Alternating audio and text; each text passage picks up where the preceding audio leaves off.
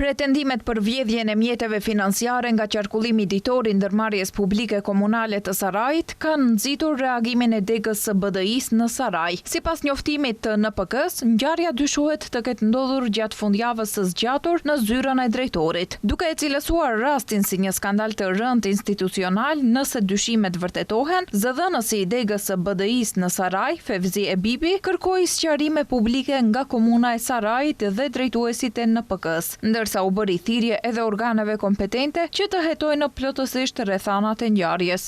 Nëse këto pretendime rezultojnë të sakta, atëherë bëhet fjalë për një nga skandalet më të rënda institucionale që ka njohur ndonjëherë komuna e Sarajit. Një ngjarje e tillë cenon seriozisht kredibilitetin e institucionit, sigurinë e pasurisë publike dhe besimin e qytetarëve ndaj komunës dhe institucioneve të saj.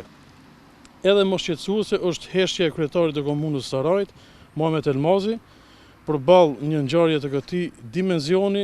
Ai ngriti një sër pyetjesh mbi sigurinë e institucionit, shumën e mjeteve të zhdukura dhe mënyrën e ruajtjes së tyre. Prandaj publikisht kërkojmë përgjigje të qartë për këto pyetje.